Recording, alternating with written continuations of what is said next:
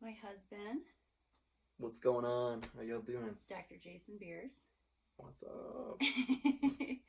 So, we wanted to talk to you today about clarifying transpersonal counseling. So, yes, we're both psychologists, but we're very transpersonal.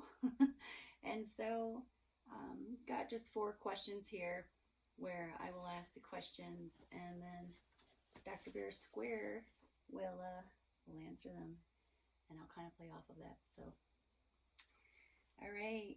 So, you ready? Yeah, for sure. Yeah. Okay, the first question is can you please clarify what is transpersonal counseling Cool. or psychology? All right. So, I appreciate you all tuning in, by the way. I've enjoyed talking with, I don't know, maybe some of you all have talked with me in some of these classes, so I always enjoy it, so appreciate you tuning in. So, transpersonal psychology. I do have a couple notes on this. Mm-hmm. It's a big topic.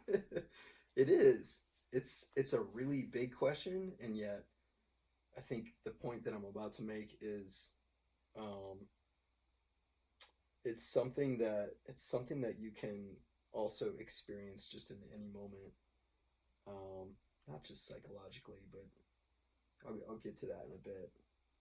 So I think the thing I wanted to point out is when a client comes walking through your door, or virtual door, and they want to work on one specific thing. So maybe your specialty is going to be transpersonal psychology. When a client walks through the door and they're like, all right, I really want to work on my spiritual self. I want to experience life from more than just my own perspective. I want to be involved with what is around me and what is not me and what is, super conscious. Um, yeah, you'll definitely talk with them about it, and I'm sure they'll involve it a lot in their conversations. But um, I also want to point out that 100% of the time, clients walk through the door and they've wanted to work on one thing. Ultimately, what inevitably happens is they open up about all the parts of their self. Um, no matter what specialty you have, no matter what your focus is, maybe you like focus in on specific diagnoses or specific theories, etc. A client will always talk about every part of themselves. And so I think specialties just become one part of the process. And um, in my opinion, I feel like with transpersonal, you can be transpersonal with all of it. Meaning that um, I feel like when I'm talking with a client about any particular thing that's going on in their life, and after we've like sat with it and just sat with the emotions of it, talked about it, validated them on it, inevitably I tend to always go towards pointing out the various parts of the client's self that they've acknowledged already, and in like some sort of attempt to um, help them see themselves from a bird's eye perspective. Oftentimes, when a client is talking about a particular thing, they're talking about it from a part of themselves. Um, Maybe this is a past part of the self.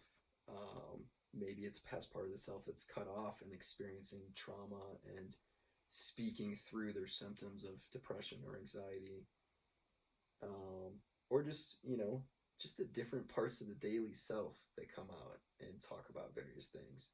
So what I like to do that I feel like is ultimately transpersonal is say, okay, who is this part of the self that's talking? Um, where are they coming from? What are they wanting to say? But then, okay, after we do that, then let's zoom out And so let's look at your whole self. What does your whole self feel about this and have to say about it as well? And then we zoom out of that, say, okay, what is the collective that you feel like you're bringing into this? What is the super conscious that you feel like you're bringing into this? And that could be a discussion about their kids or something, or like just an anxiety they felt throughout the day, or it could be a discussion about something really deep and profound to them. But anyway, point being, I feel like we involve, we are always transpersonal. Like there's no time when we're not transpersonal, because we are always all parts of ourself and beyond that. And that can be involved in any discussion, even if it's not like a meditation. Oftentimes my transpersonal clients have come in saying, all right, I really want to focus on this and do a lot of meditation. And we do, and the meditation then brings us to things to talk about, and more often it then becomes like really talking about their life, without, it being meditation every single session. I wanted to say one other thing about this. So I know in the transpersonal community, just like any community, we take it very seriously and we study it and we want to just like be it. But I will say, the other theories out there all have a point, and they're all important because they're all transpersonal too. So I'm speaking in regards to often what I've heard in the transpersonal community is, what is the point of CBT even? In my opinion, CBT, being cognitive behavioral therapy, is talking about what our thoughts are and what our behaviors are. And those are parts of ourself. Those are parts of ourself. And if we pretend that there's a transpersonal psychology without acknowledging our thoughts and our behaviors and even our emotions, how are we actually supposed to liberate ourselves, spiritually speaking? If we're not aware of all the parts of ourself, then we're not actually being transpersonal. Well, we still are being transpersonal, but we're not fulfilling that transpersonal need to be liberated, right? So I do think the shadow and the unconscious and all the parts of ourself, that are still hiding from our consciousness because they feel sad or guilty or ashamed, or they feel any of the other emotions that are like super uncomfortable, like disgust, or, if we're not aware of those, they're running our lives. They really are. And then basically preventing ourselves from actually being liberated and being our whole self and being our transpersonal self in every moment. So that also includes CBT. All the subliminal thoughts that we tell ourselves because we still have those parts of ourselves that are speaking and not feeling healed or resolved, those come out in our cognitions. They tell us subliminal thoughts. They tell us we're not worthy, we're not lovable. And basically those parts of the self are doing that because that's how they still feel, because they feel like those traumas are unresolved still. And they're speaking those because they're trying to protect us most of the time from experiencing something transpersonal, because it's scary. It can be really scary to be our whole self when we still feel like that whole self is going to be rejected or is unlovable, etc., etc. So that's why CBT, in my opinion, is really important. And you can get to know a lot about yourself through those thoughts you tell yourself, through examining your behaviors and being like, oh wow, yeah, I do that at that specific time of day. I do start avoiding at this specific time of day. Why am I doing that? Okay, I'm telling myself these things. How can I work on that? How can I actually, realize that more in the moment when I'm doing those things? And a lot of CBT can help you come across that realization. When you do, those are all doorways into deeper parts of yourself. I'm unlovable. okay, I tell myself that because I experienced this, and because, yeah, all right, that still feels like it's hurting. It was a rant, but appreciate you all listening. It was a very thorough response. I concur. A question came up for me in that I feel like, I don't know if students would have a question about it, but as a teacher, I could see like there's a moment in there where they need a little more direction on in regards to these parts, because their IFS is like a big thing right now, and there's like a structure to it, and there's classes and things like that. These are things that we've been doing all along, just as you know, I think across the board. Probably more so those clinicians who are more like have a tendency to lean towards like the transpersonal, but I think I've seen it even with cognitive behavioral therapists, even though they structure it differently and they might not follow it as much, but so parts, you know, I know students are immediately going like, oh, IFS, you know, and it's like, no, this is just basics, you know, like, yeah, you can do IFS, it's very helpful, but my question that was coming up is, I know what my response would be, but you're our guest here. So the question is, do we need to educate clients on these parts? Because you were talking about zooming in and going, you know, zooming in, zooming out and stuff, and like what part of you is speaking. How do you see clients like responding to that?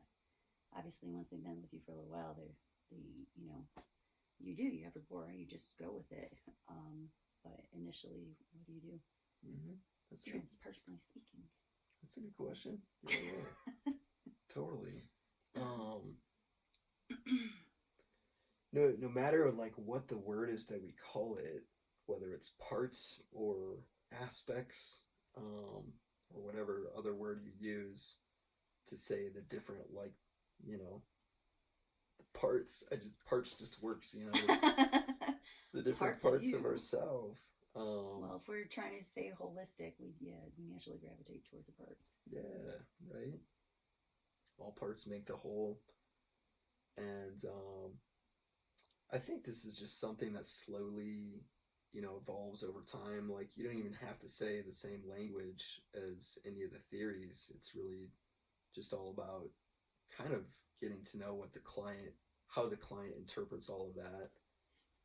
But it is, you know, inevitable facts, in my opinion, that we all have so much inside of us. And there are so many different ways to look at all of it. And what I see most of the time, I feel like, in my opinion, a lot of suffering is caused by feeling like one part of yourself is the only thing. So would you explain that to a client? Yeah, definitely. Okay. Totally. And it, you know, it can slowly happen over time. Like, maybe I start pointing out, like, or start asking like a mild question, like, when you experience that, is there any other part of yourself that experiences that too? Or, okay, we talked about that emotion. Any other emotions that you have? I always just try to expand and ask further about what other parts of themselves are having that experience, and if that differs or not. And the client, I think, just naturally starts to realize over time, like, oh, yeah, I can get so stuck in just this one way of experiencing life that I forget that there's so much more to me. As soon as you have that sort of realization, it becomes more existential and transpersonal, right? Whoa, there's like a lot of different parts of myself. Okay, who am I then? Where am I in all this? Oh, shit. Right? And then what's outside of me as well. You start to naturally ask that. So again, I think just the experience of therapy is transpersonal, because as long as you're asking clients questions, you know, and being genuinely interested in them and accepting of them, and just being like, you know, come as you are, then they're going to start to trust to open up. And that means that they'll show other aspects of themselves. Often the ones that they hide from most people, they'll do that with you too at first, you know? They won't show like all of who they are at first. It's just natural. So you just start to sometimes they do. You're like, whoa, okay. Which is not always necessarily even a good thing, you know? Like, I hate to use the word good, but I think sometimes people will show so much of themselves at first for various reasons, some of which are trauma related. But that's a whole other point. Well, it's good that you're seeing it, though, that you're seeing that there is this degree of trauma or, you know, things that have impacted their personality. So in the sense of it being good, it's maybe there's a different word for it. It's an indicator of something else, depending on the presentation of the individual. It's unique to them. Totally. But presentation is key too, because you know you'll start to notice when different parts of the client talk, because they will have slightly different mannerisms and slightly different ways of experiencing it, different emotions that come out. We're basically all dissociative identity disorder. We really are. Just naturally, you know? By our society. Right. So the it's question, just on a scale. That leads me back to the question of like, how do you structure? Do you provide that psychoeducation in there? And what I'm hearing is that you just innately, authentically incorporate that in the clients. You know, obviously, you know, they would ask questions if they don't understand what do you mean parts of myself. Have you encountered that? Yeah, where they've definitely. said, what do you mean what part of myself is talking? I'm talking. Okay. Totally. Because I know I haven't. And I go, I have to pull back with some clients. Most clients will naturally, you know, go with it, but there are some clients where, what do you mean what parts of myself can tell? You know, there's a healthy curiosity, I would say, in that of them wanting to know that piece. So yeah, I think it's safe to say that like it's good to have some training and understanding about what these things are, the theories behind them, and how they can actually be benefit to the client. Because some clients will want education, and others will just really, in some cases, it's such a trust and vulnerability, a vulnerable space for these clients because they do just go, they do just go along with you, and there's just like a responsibility for that. So. Do know what you're talking about when you're talking about these parts, and when you're first starting out, you kind of have to, I hate this word because my school used to use it all the time, and you have to trust the process. Yeah. So there's actually like, I mean, you can provide examples for that too, of when a client asks like, what does that even mean, different parts of myself. Sometimes I'll say an example like, okay, imagine you're in a grocery store and you're feeling rushed. You got to get some things and get out. And let's say like maybe even like something happened to you earlier that day that left you feeling just stressed. The way that you're experiencing yourself and life in that moment is very different from, let's say, you know, you have a whole day ahead of you to do nothing, and you're like, I'm gonna sit down and just be and meditate. Who does it? Who has that? Where's that at? Right. That's unrealistic. Yeah, well, for a lot of society it is, which is why people get so caught up in those parts of themselves, because they kind of always have to be when they're working like 8 to 6 and coming home and being exhausted. So that's why a lot of clients will be like, what do you mean those parts of myself? It's me. Right? Fool. Totally. And so pointing that out and saying, okay, you know, imagine you get into meditation and you feel still and you feel calm and there's nothing going on that day, and your body and spirit just feel like just totally naturally ready to be more themselves in that moment. Or it's more that your consciousness is allowing yourself to be in touch with that part of yourself in that moment. And those are two vastly different ways of experiencing your current present moment. And so those are different parts of yourself, basically. Whatever you want to call that, that means you're experiencing reality in different ways. DRD? And it's so important to know how many different ways you experience it, to know when each of those parts come out.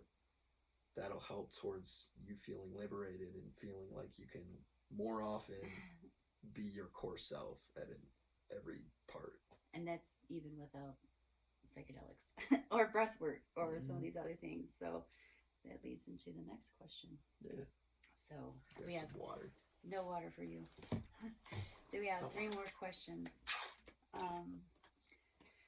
So the second question then would be a very key one for transpersonal counseling, and something that comes up in every class. And this class specifically is Advanced Topics in Transpersonal Psychology. So, what is holding space in a transpersonal way? Okay, so I did write things down. He's got his this. prompts. I gave him a heads up because, big questions. Okay. I mean, part of my response was kind of just the same thing I said before, which is in a transpersonal space, let's say you're working with a client and they want to shift the conversation into something that's transpersonal. I honestly don't feel like I change really anything about myself and how I'm being in that moment. Hopefully up to that point I've already been holding space as well. And what is holding space? Okay, so that's a good question. Yeah. I don't know if I've ever resonated with the phrase holding space. Not in a bad way. I think I'm wondering like why I'm holding something, but it does make you kind of feel responsible as the therapist to feel like you're helping create an environment where the client feels safe. So, I mean, that's creating a container. Yeah. Co-creating. Co-creating a container. And then holding it. Right. And what is the holding part? I think there's so many different ways to hold, to create that environment that's safe. Some of them are CBT, by the way. I promise I'm not a CBT therapist, but I do involve it in literally every session. CBT is essentially like just behaviorally adjusting, behaviorally creating conditions that adjust a behavior. You can do it through meditation, you can do it through breath work. People would be like, that is not CBT. There is CBT to it. It's CBT in there, so. Yeah, right. So there's CBT in you as the therapist as well, which means clearing your mind. Part of it is clearing your minds before you get into session, understanding what parts of yourself are out in that moment, trying to connect with like your core sense of self, which means understanding, any of the cognitions, i.e. thoughts that are going on in your own subliminal minds, and just asking those parts of yourself to rest. And if they come up in session, acknowledging it, but then just kind of like setting it aside, if that triggers you in some sort of way, or whatever it might be. Behaviorally speaking, that could be everything from, okay, I'm keeping myself healthy and feeling decent today and feeling, in touch with all the parts of myself so that I can know if they come up. And everything in between. Again, I think every moment is transpersonal. The more that you're aware of the moment and yourself in that moment and that which is around you in that moment, then you're being transpersonal. And then you're holding space. Beyond the human. Yeah, right. Space. Where's the space we're talking about here? What is consciousness? Can we just get to that basic ass question? You know, we won't do that for you right now. That's too much. Yeah. But we can. Go so ahead. one other thing I was gonna say is like I feel like, let's say, okay, we're gonna transition into doing a meditation now. We've talked for like 20 minutes. Let's do a meditation. I still don't do much in terms of like creating more space. I'm not gonna, I usually don't say, okay, let me smudge real quick or something. Sometimes, I would say I do a little bit more regularly, but I think it depends on the clients that you're seeing. I see a lot more indigenous folks, so that is something that they ask for. So that's important. Totally. It's important to know what you're doing to create the space and hold it is a consensual thing between you and the client, that there's an agreement and that you ask permission. You give an invitation that is informing. Mm-hmm. Right. That is part of transpersonal work, is understanding how the client would like to have the experience from their own perspective. Often be like, yo, like what do you feel? Yo. What do you feel like? How do you feel in this moment to help this feel like it is helpful for you, to help you feel like you feel safe to go into this experience, to help you feel like you want to get, like you're going to get out what you want, or maybe what you don't want. And so understanding like where that client is transpersonal too. Mm-hmm. Part of creating the space is you starting to let go of feeling like you need to create it, because one of the greatest ways a client can be empowered is to start encouraging them to create the space that they want, and relying less and less on the therapist to create that for them. It's kind of one of the goals of therapy, is for someone to feel empowered, to feel like they can live the life from their own will that they want to, and feel equipped and willful enough to do it. So that's another aspect about holding space. But I do like, when, let's say, we transition to a meditation from talking about something else, I will kind of, create a way of very slowly getting into that space through everything from like the tone of my own voice and how I'm talking, and there you go. how I'm moving, starting to still myself. We'll go into, even right now you're doing it. Yeah, for sure. It's like something natural with you, where you have a more calming and like inviting in to conversation. I guess the best way to say it is that there is space for them. Mm-hmm.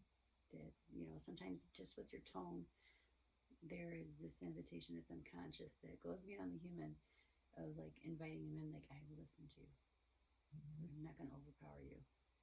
And there's nothing wrong with like the approach of having energy and talkative, but there needs to be an awareness of like the impact of that on a client in a therapeutic. This is not a conversation between friends, right? This is not a conversation outside of a therapeutic setting. This is therapeutic. So what does therapeutic mean? So that's your tone is big. Yeah. It doesn't have to be tone perfect, is though. big. You gotta be authentic. Right. So let's start talking. Yeah, no, that's not me. Because I fall asleep. I fall asleep over like, but not good. But in a meditation, I will say I do change my tone and my pitch based upon what, like, the place we're at and what the brain is ready for in terms of brainwave states. Matching the energy. Because matching the states, when someone is watching someone really calm down and become more tranquil in what they're saying, their brainwaves are going to start to match that. And so it helps create that space of the brain waves that are needed to get deeper into realizing more about yourself. The brain is always ready to do that. It's just your own will that chooses when to do that or not. So you can. Well, the brain's ready to do anything. It's always like, go. What you want me to do? You want me to sleep? Okay. You want me to freak out because I can do that well. Totally. I'm powerful. Yeah. Couple other things real quick. Okay. Let's say we're going into transpersonal space, so becoming calmer, etc. I always tend to involve them scanning their body, scanning themselves, just becoming aware, practicing acceptance, letting go, breathing deep, breathing slow. The mind has no choice but to follow the body, so you can take a 10-second inhale really slowly and hold it for 10 and let it out for 10 really slowly. When you do that a couple times, I guarantee you it's literally impossible for the mind not to follow. So that's one way to really help kind of induce that more transpersonal state.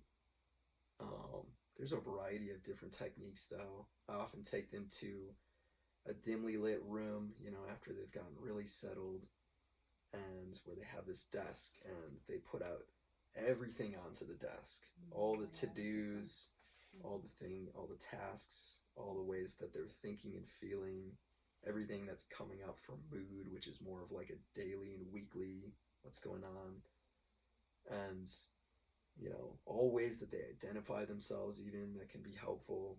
Just all different types of like ways to move onto the table temporarily who they are, so they can get more into that super conscious state. And then we go off into visualization or meditation from there. So I'm done, I promise. Depending on the client, because there are some clients who are not visual. Yeah. I've had a couple of them, and they have been challenging.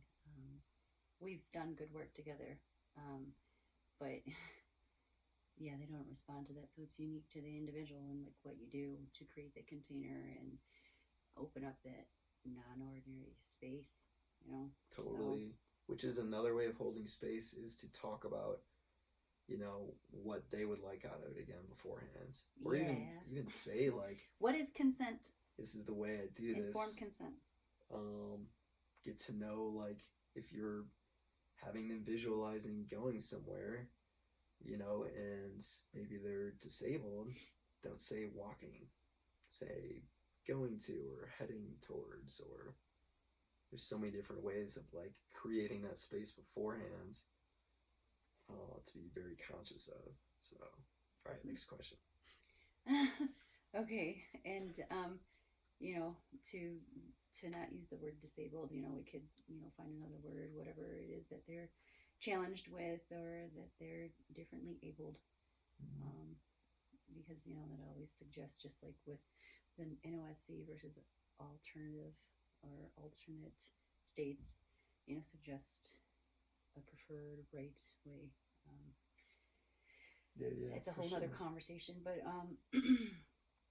third question, you ready? You can do it. You got this. All right, so you like my scribbly ribblies? Yes, you're gonna see my brain over here. So what do you see as immediate or long-term benefits and complexity? And I say complexity because I don't want to necessarily say bad of breathwork. So what do you see as immediate and long-term benefits and the complexity of engaging breathwork with clients? Because I know you and I both trained together and have done breathwork in groups and in individual sessions. So it's a good question. What do you see? It's a good question. Most immediate benefits and long-term benefits, as well as the complexities of it. Okay. So, most immediate benefits, I think, are that someone can have the realization that there is more to them than they might have thought. And that alone can bring up a lot of complexities just right off the bat, but ultimately it is important to realize. So let's say someone has like never felt like they had really a transpersonal experience and they go into breath work. They're definitely going to come out of that feeling like, wow, okay, Indifferent. didn't know. You know, or if they weren't visual folks, then they feel like they have details of everything about the room, about the music, about the sounds, about the people, about the smells. And that's an experience itself. Right? Yeah. Which can be transpersonal in your discussion too, you know? So, yeah, I think that's a media one. In terms of long-term helpful things, benefits, as well as complexities, depends. Depends how they integrate it. Depends on how willing they are to sit with what came up, right? To learn from it. So that's a huge piece right there. I think that creates that benefit is the talking about it, the integrating it. You can even like go back in visualizations if they feel comfortable to their breath work and help them like get back into the experience of it in some ways with like more of their conscious self. So you kind of have that mix of like, I'm still conscious, but now we're going to like experience it again to kind of remember aspects if they want to. So long-term benefits, I mean, if this is kind of like asking what the long-term benefits are by working on yourself, you know, because you can't really just have a transpersonal experience and not keep working on yourself and then expect that you're just going to be like, Changed. all good, you know? I mean, you could. You can expect that. That's true. Does not mean it's going to happen.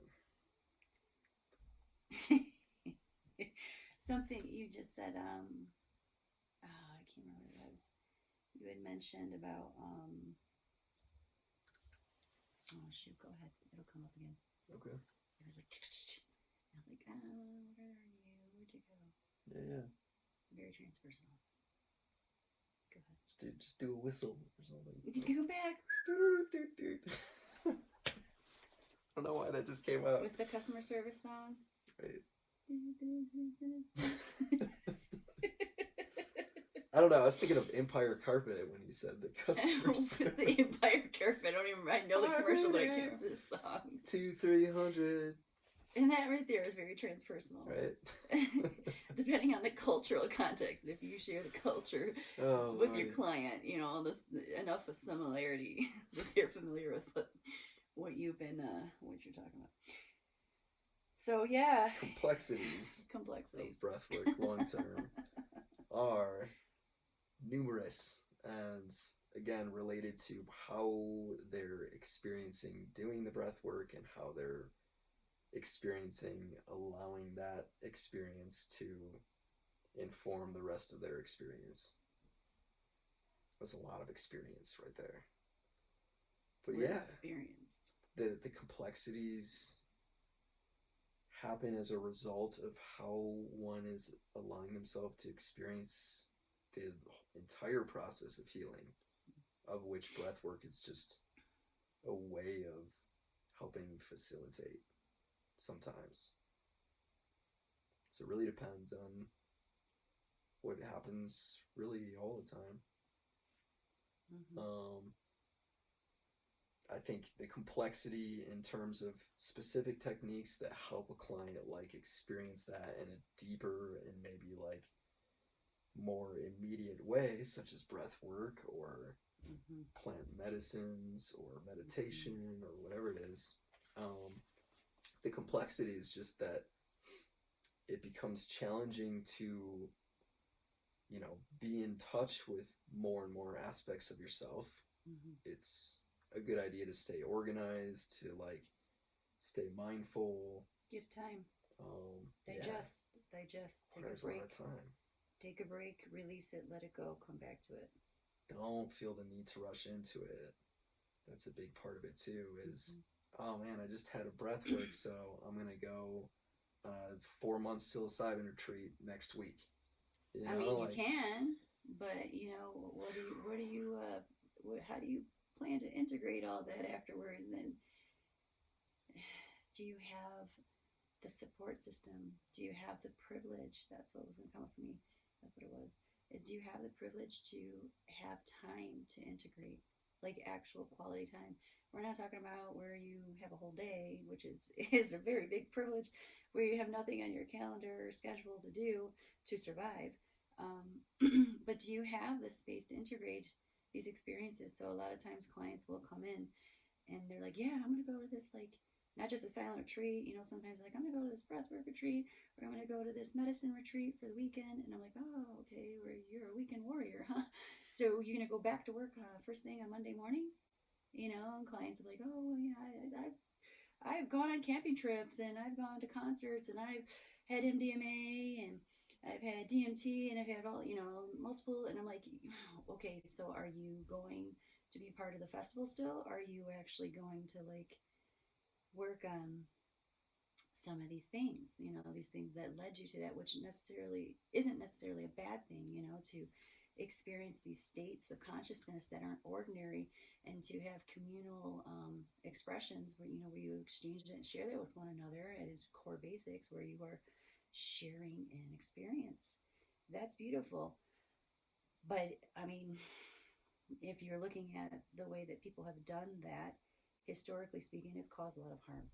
It's caused way more confusion than it has good. It has made things not coherent.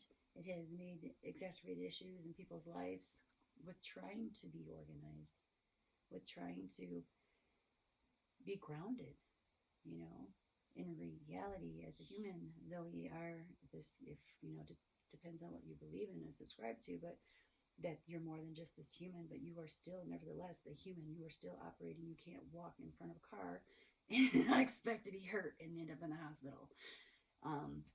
You can expect or at least you cannot. Well, I mean, yes. I'm just saying. I mean, there's lots of ways you can expect it. Doesn't mean it's gonna happen. I mean, yeah. This is true. No, I know. And for me, I'm like, my brain's like, go 5 different ways, and I'm like, no, let's just stay right here.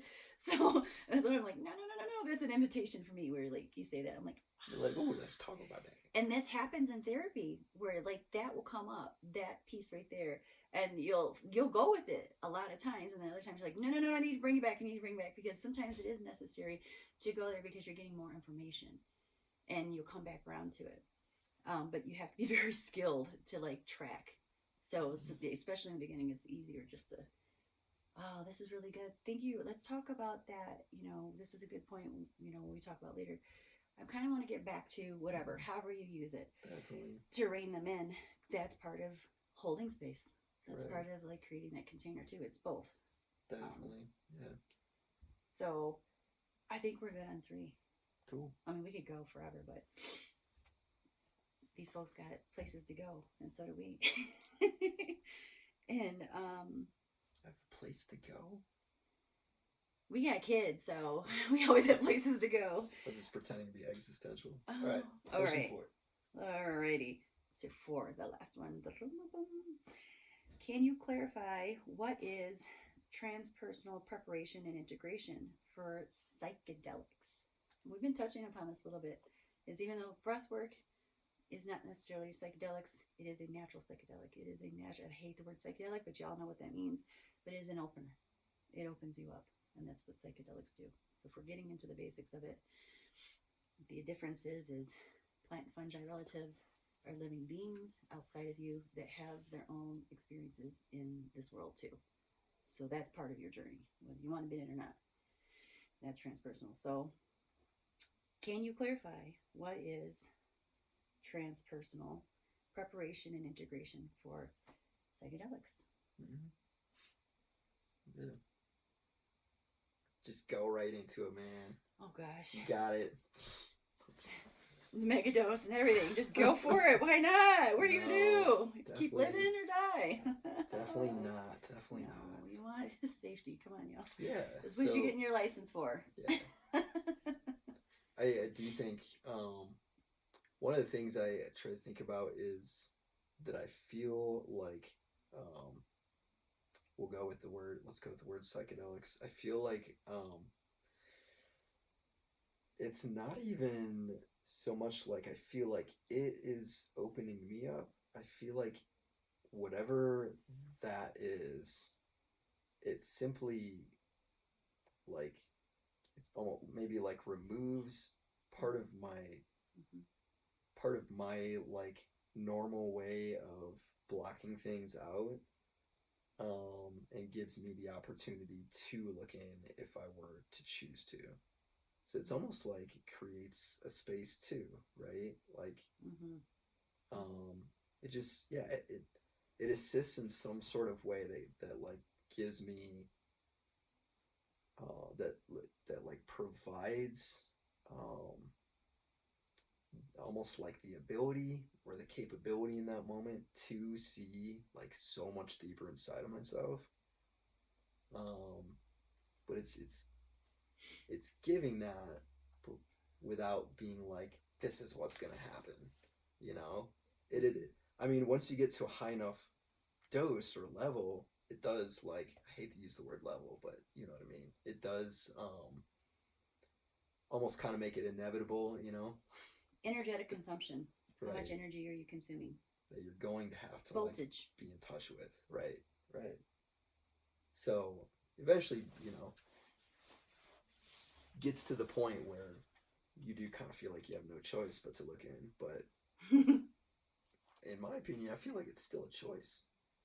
And so I think because of that, the way to help someone prepare for that sort of space is to help them acknowledge just how much of their experience that they're still that's still going to be experienced from their own will.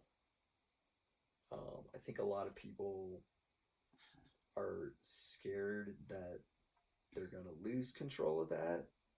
And yeah, maybe with clients who are coming in who are experiencing psychosis, they might actually like be onto something with the fear that's informing them that they might like go too far out that they can handle.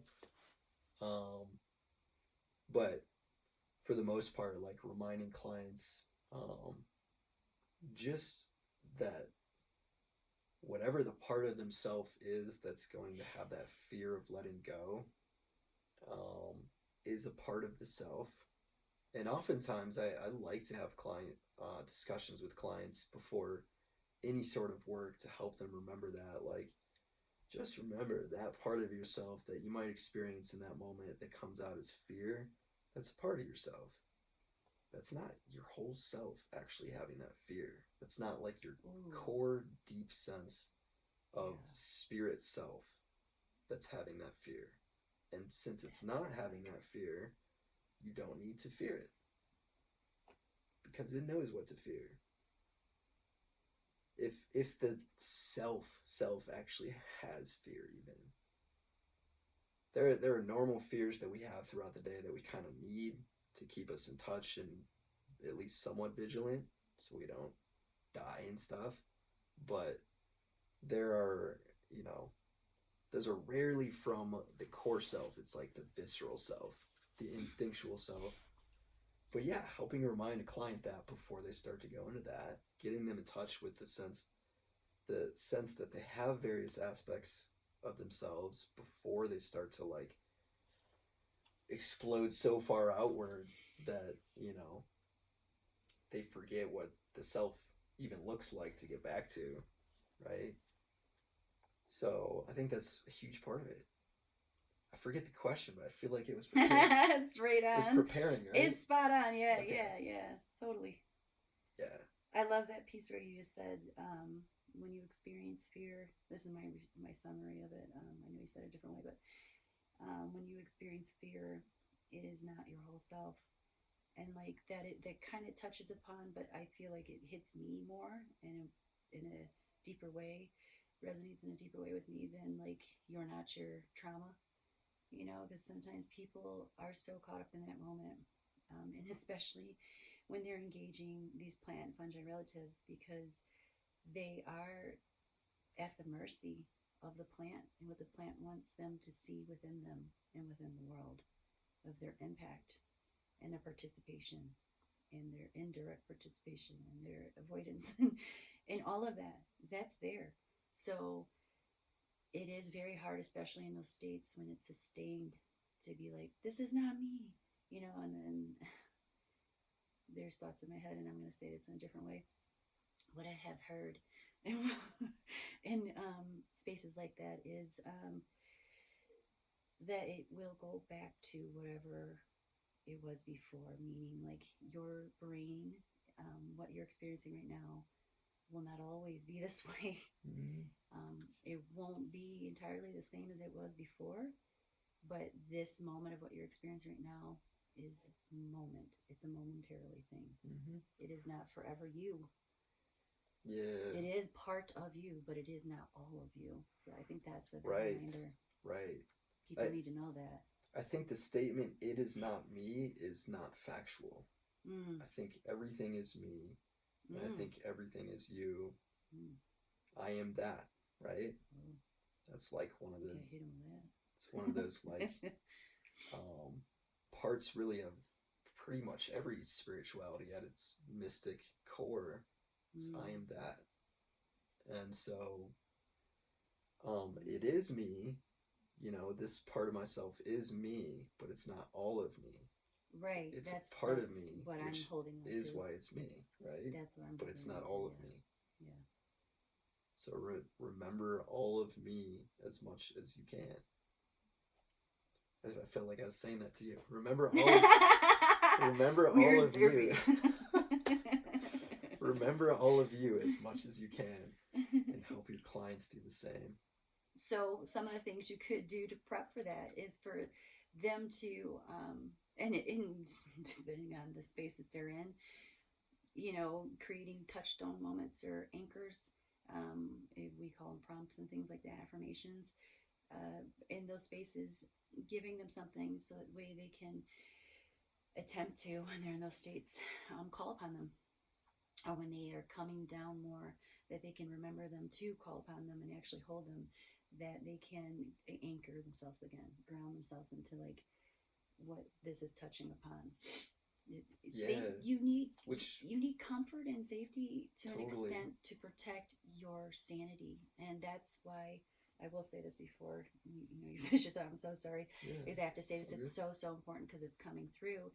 Is that this is why plant fungi relatives, psychedelics, have always been held in the container of community, have always been held in the container of ceremony, have always been held in the container of traditions and specific protocols, because they've been through enough that they know, like, these are the ways that we can not only enter these states, but sustain them and go even further, to go into what, some of the more wild theorists and wild personalities, McKenna and things like that, and there's lots of indigenous folks who speak upon these things, but they don't do it in that way because they know there's more respect for it.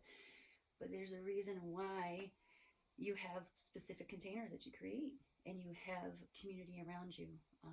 That doesn't mean that you can't, and shouldn't have those experiences in relationship with these plant fungi relatives on your own, because people do, and usually it is people who have been called to the medicine, and it's been handed down in generations. So there's been a purpose for it. In our society, we're, I guess, trying to figure out a purpose with these relationships. We're trying to find a purpose. I don't think people are really seeing it that way, and it's just mess, and that can be very harmful and dangerous. And again, it's not for all. So for sure, it's good you said that. I had to. Yeah, you don't need to feel sorry for that. I don't feel sorry. So what about integration then? Like, we did talk about a lot of it already, but briefly and specific to psychedelics. Yeah, there's gonna be one other point I was gonna make about parts of the self and grounding when you're coming back or feeling, too scared of like venturing out into the abyss even more. Um, it's okay if clients want to venture out and just like completely let go of the self, because in some ways you kind of, it's like, I don't want to say it's the only way through psychedelics, but through just living life, I feel like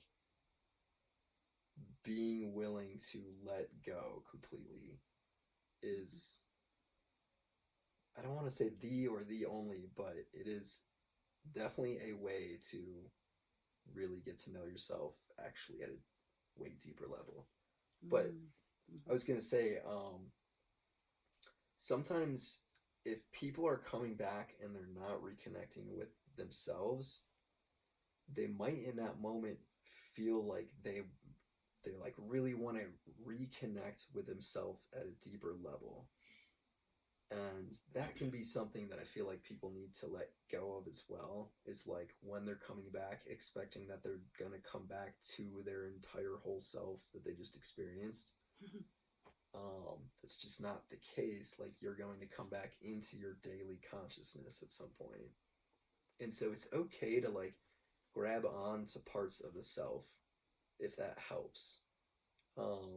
Hey, you remember you talking about this part of yourself? Because some people are like dangling and like, for real, for real, you can see the like, trapeze and everything. Right. And are like, oh my god, I want to come back. It's okay to, if they're like not connecting with themselves, to be like, hey, you remember that one part of yourself you're talking about the other day? And so they can like kind of pull themselves up, and then they like pull their whole human suit out again, and they're like, oh, okay, all right. So it's okay to use parts of the self as a way to help someone come back. And it can be actually like really helpful sometimes. So I just wanted to make that point. But yeah, I think that's all I have for now. That's really good. And you just helped me clarify when we were kind of figuring out this isn't me, but it is me. And the fear of that is not all of you. Is it brought me to, in both of my labors, with our daughters, of giving birth, because it's very transpersonal. That is very psychedelic. That is very non-ordinary state of consciousness there. I can't even go into that. But, being with the midwives, and I did do it natural, and there's no right or wrong way, but that was my way, and that's what I did. And it was, the pain was an opener. It didn't, you're not in labor. It was not shutting me down. It was opening me up. And it was overwhelming at times. And I remember the midwives would be like, this will pass, this wave, it'll come, it'll go. And so that could be an affirmation that you can build with your client, to talk with them, even through other, not just psychedelics and breath work, but, across the board, of just saying, this will pass, this moment will end, when they're in that moment of fear. And if you've ever been in that space yourself, or with another person, whether it's a client or a friend, you can see that fear in their eyes, where they're just like, they're grasping, and, you want to be careful with contact that you're making, physical contact, but these are consent agreements you make ahead of time, and you be very explicit with them, and you make sure you follow through in the protocol, and you ask, even though they're not in another state, you ask, is it okay? And if they're not responding, hand to the shoulder and see what the response is to that. If it's not good, then take it off and you work through it. But if it is, you have this agreement that you can do the hand on the shoulder or something like that. And I'm going very basic. Is that, you can look them directly in the eye. And if it looks too fearful for them to be looking them directly in the eye, this is if you were in a medicine experience. But sometimes people will be stuck in that experience, even when they come after they've had long after they have the medicine has flushed out of their system. They could come weeks and days later, and they could still have that fear in their eyes, and you can look at them and say, this will pass. It's this reminder of like when people have PTSD, and they're triggered, they have to remind themselves, and you as their therapist can remind them that, like, what is your immediate threats right now? Right now, you are safe, you're with me, you're here. This did happen to you. You don't want to invalidate their experience, but you want to also encourage them that, this will pass. this is a moment. So, yeah, I mean, there's a lot more I could say there. My mind's like, go into systemic injustices. And I'm like, that's a whole other category, not enough time, and we're exhausted. So think about that too, because you don't have everything else to think about. Just as Hey, you want to be a counselor, man. This is what you want to do. Right. So you got to figure out if this is a fit, especially transpersonally speaking. we're experiencing this human way of experiencing things for a little bit. That's all I have to say about that. Okay. All right. So, do you feel Thanks. complete? Yeah, definitely.